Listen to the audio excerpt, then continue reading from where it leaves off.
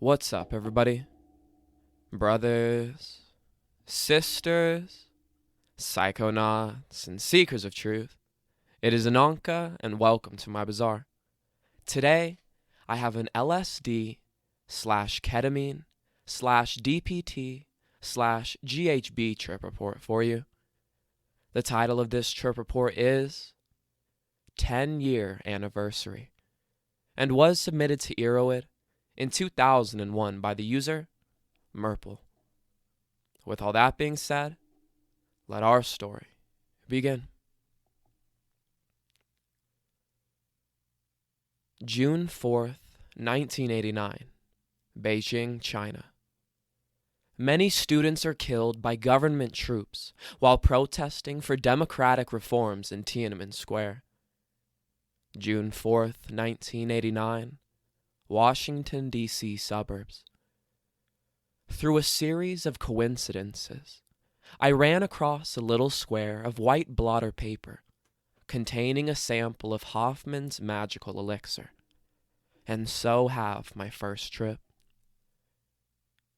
June 4th, 1999, Beijing, China. Soldiers raised the Chinese flag over Tiananmen Square in Beijing as China tried to ignore the anniversary of the student democracy movement there a decade ago. June 4th, 1999, Washington, D.C. suburbs. Unlike in China, June 4th is an anniversary full of joy for me, and one which I celebrated quite fully this year, as is fitting for 10 years. Ah, yes. My 10th rebirthday. This is one that I won't soon forget. I hadn't had LSD in a pretty long time, about 15 months since my last mild experience, and around 2 years since my last full-blown LSD experience, which had been a little on the rough side. I've been exploring other entheogens quite thoroughly in this time, but I stayed away from LSD for a variety of reasons. With my 10th rebirthday approaching, however, I decided it was time for a reunion. I obtained a hit of green gel tab acid and set it aside for the upcoming anniversary. June 4th finally came, and I felt that old familiar nervous anticipation rising in me. Acid, my first and most familiar ally. I found myself incredibly nervous, which struck me as silly. I've done this countless times. I've done crazy shit like ayahuasca. Why is this little hit of acid causing so much tension? I guessed just because it had been so long, and I decided on 11 p.m. for takeoff. Around 10:15, I decided to go on my regular internet chat room to relax and smoke some cannabis before takeoff. I get on there and find one person taking AMT, one person taking DPT, one person taking AMT with mushrooms, one taking DPT with ketamine, someone else taking LSD, and a few other assorted trippers. Surprise! It looks like the universe decided to throw me a spontaneous rebirthday visual party. Well, alright then. I placed the sacrament at the foot of my Buddha's carving and lit a stick of incense. I reflected upon all that I had been through with LSD over the last 10 years and all the wonderful things I have learned from it. 11 p.m., down the hatch. Well, like I said 10 years ago, there's no turning back now. I felt a strong alert by 11:15 p.m. and knew I was going to be in for a wild ride. I was also overcome by a strong wave of nostalgia about LSD. I put on headphones and listened to Moody Blues, broke out a folder of my old LSD-influenced drawings, and began reminiscing. I read old LSD reports of mine. Unfortunately, I've only made a few of them. I thought about how different of a world it was when I first fell through the rabbit hole. There was still a Soviet Union, The internet was still not much more beyond the wet dreams of a few visionary geeks. Someone reminded me that the Tiananmen Square massacre happened the same day. 10 years. Wow. Around 12:15, I wasn't tripping unusually hard. I was at a +2 on the Shulgin scale. I started to get worried that I wouldn't trip any harder. By 12:30 to 12:45, however, I realized that I was about to trip quite a bit harder. I went to lay down just as I found myself hurled into an amazing +4. I remembered how much I loved LSD right then, and wondered why I had let it go so long. The peak was spectacular. I was laying in bed in a dark room, the best way to experience acid, I think, and the closed-eye visuals were mind-blowing. At the same time, I felt that high-speed LSD consciousness train blasting through my skull.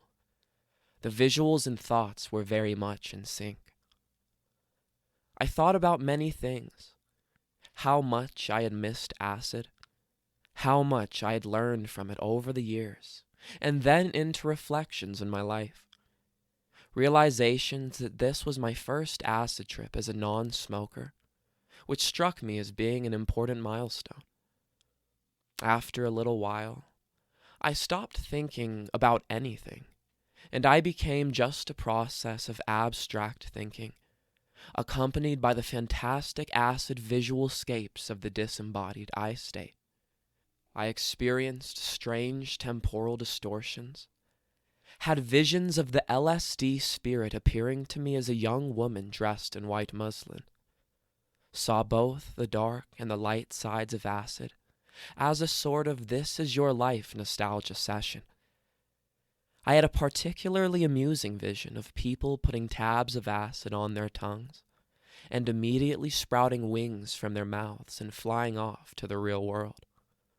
A la The Matrix, sort of. Sometime during the height of the peak, around 1 to 1:30 a.m., I would estimate, I had a very strange experience.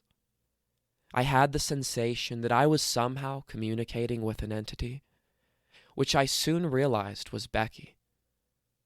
This had a strange feeling of being real, some sort of telepathic link. I found myself talking to her soundlessly in some sort of impossible space, and rapidly became confused as to which one of us was who. What's happening? I felt her think, and I thought back, I don't know. I think our realities are overlapping. We'll just have to ride it out. I felt a strong feeling of caring, and soon after, it was as if we zoomed apart at hundreds of miles per hour, and the contact was broken. The strange thing is that the next morning when I spoke to her, she asked, "So, did you feel us talking about you last night?" Around 3 to 3:30 a.m., things leveled off enough that I was able to move around. I returned to the internet chat room, and soon someone convinced me to try a little ketamine, saying that the combination was amazing. I cut out some into 2 large lines, returned to my bedroom, snorted the ketamine, and laid down. I waited.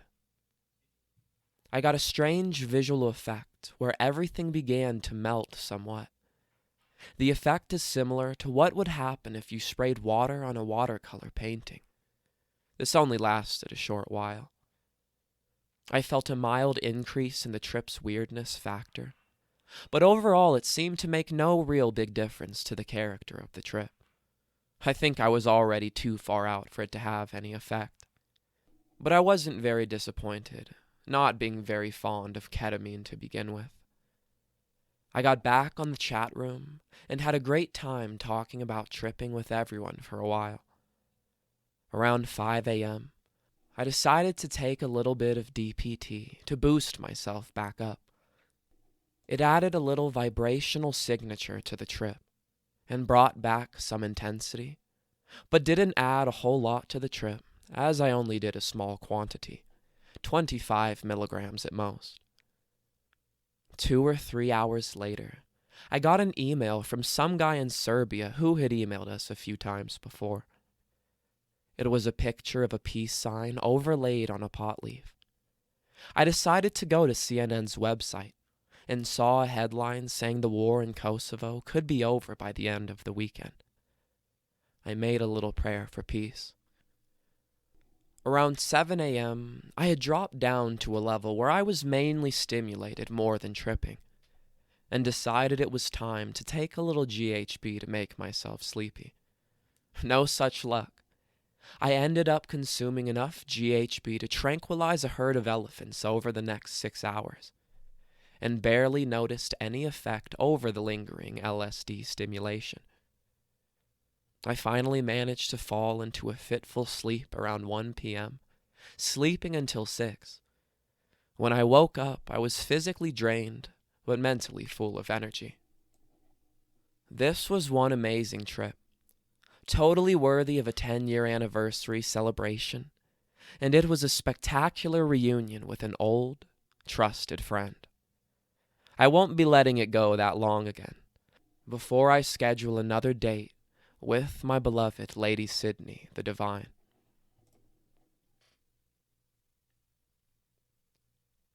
All right, everybody. That is the end of our story. If you enjoyed it, don't forget to like, share, subscribe. Share with us your LSD experiences down in the comments below. Check out the other videos and playlists on my channel, and I will see you in the next one, fam. Deuces.